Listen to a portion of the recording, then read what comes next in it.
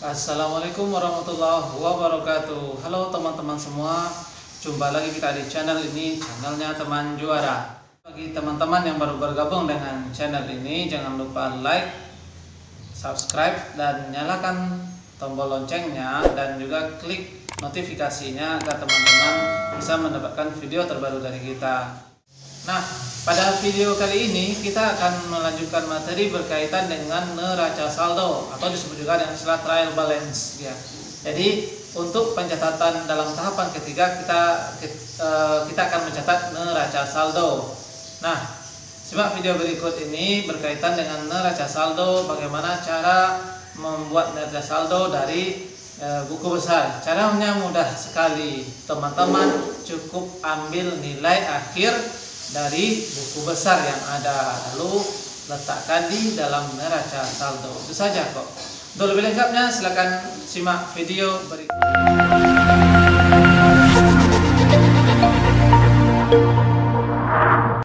Oke teman-teman semuanya, kita mulai melanjutkan materi tentang neraca saldo. Ini bagian kedua.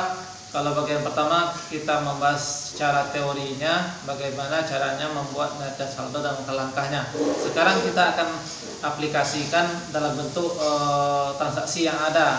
Transaksinya ini sudah kita buat jurnal umumnya dan juga sudah kita buat buku besarnya. Jadi langkah yang ketiga kita buat dalam neraca saldo lagi ya. Tujuan pembelajaran cuma satu hari ini ya, yaitu menyusun neraca saldo saja. Nah, yang ini yang kemarin juga ya. Jadi tahapan yang kita lakukan ini adalah tahapan ketiga setelah jurnal dan buku besar. Selanjutnya kita buat itu neraca saldo. Nah,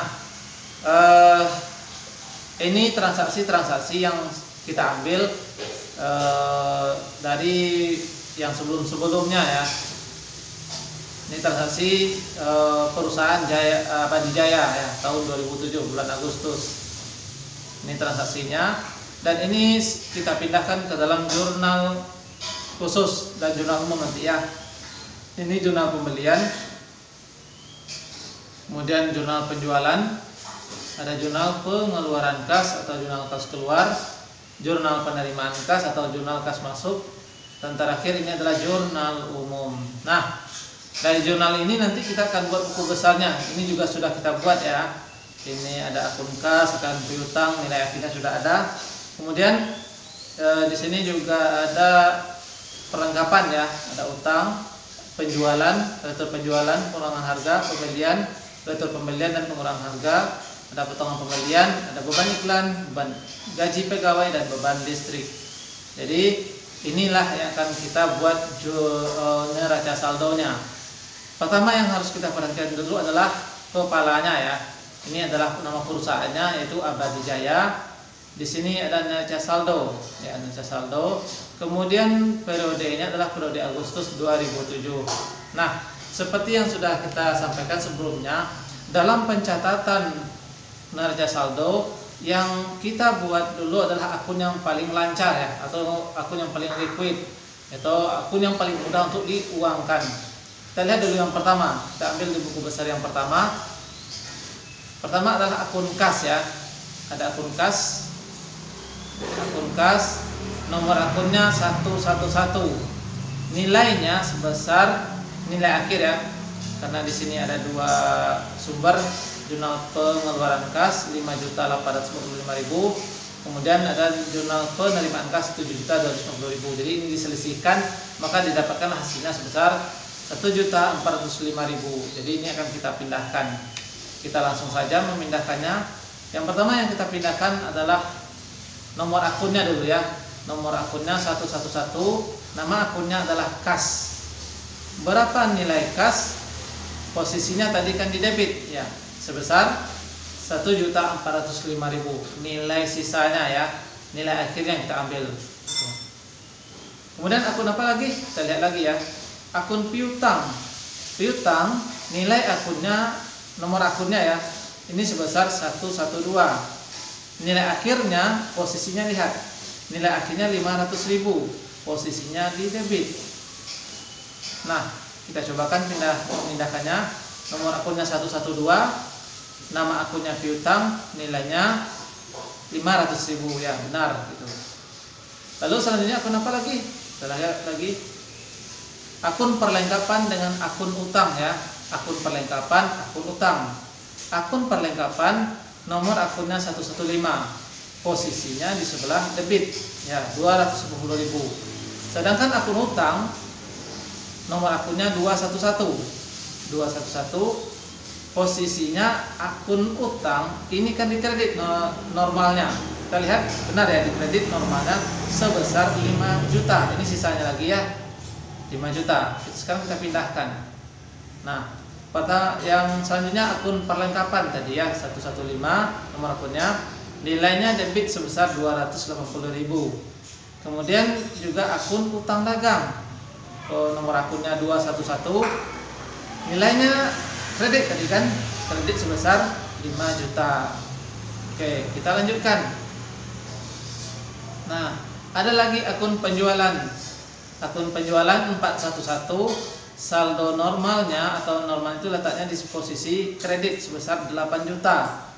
Ingat, akun penjualan nomor akunnya 411, 8 juta di kredit ya. Untuk retur penjualan dan pengurangan harga, nomor akunnya 412. Normalnya di debit sebesar 250.000. Kita cobakan. Oke. Penjualan tadi ya. Penjualan normalnya tadi kan di kredit. Berapa tadi? Kreditnya sebesar 8 juta. Kemudian ada akun kontra dari penjualan, yaitu retur penjualan dan pengurangan harga. Kalau penjualan letaknya di kredit, maka returnya ditaruh di sebelah debit sebesar 250.000. Itu nilai akhirnya. Akun pembelian di sini 511, di sini normalnya di debit 8 juta, di sini dia juga di debit 8 juta ya.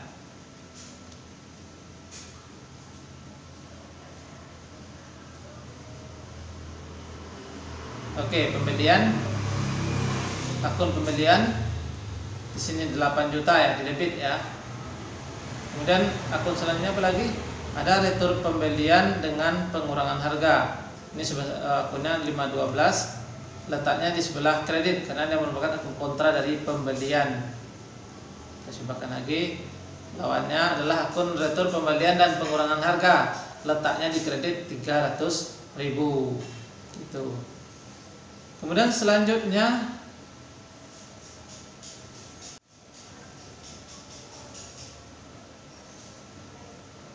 ada akun potongan pembelian dengan beban iklan.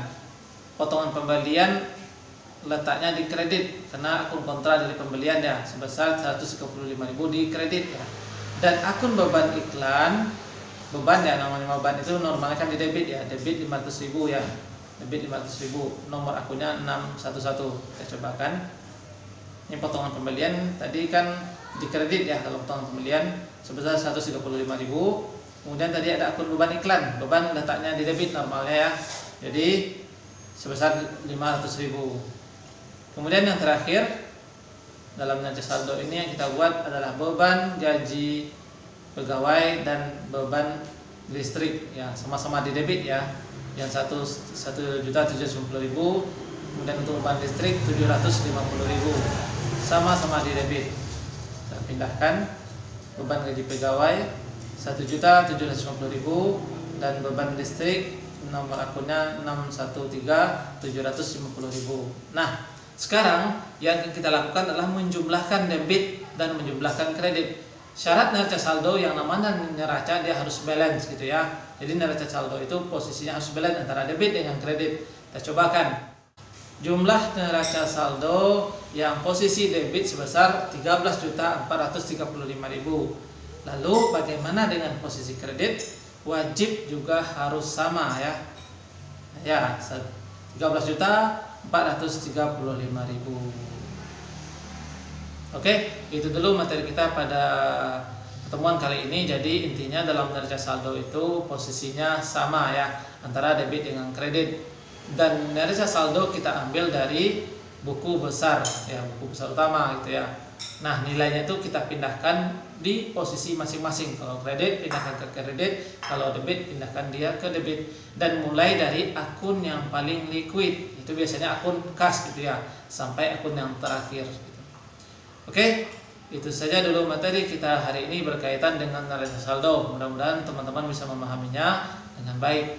Nanti kita sambung lagi dalam video berikutnya berkaitan dengan jurnal penyesuaian. Jadi tonton terus video ini, jangan lupa like, subscribe, dan tekan tombol loncengnya, dan juga nyalakan notifikasinya agar teman-teman bisa mendapatkan notifikasi video berikutnya. Terima kasih. Assalamualaikum warahmatullahi wabarakatuh.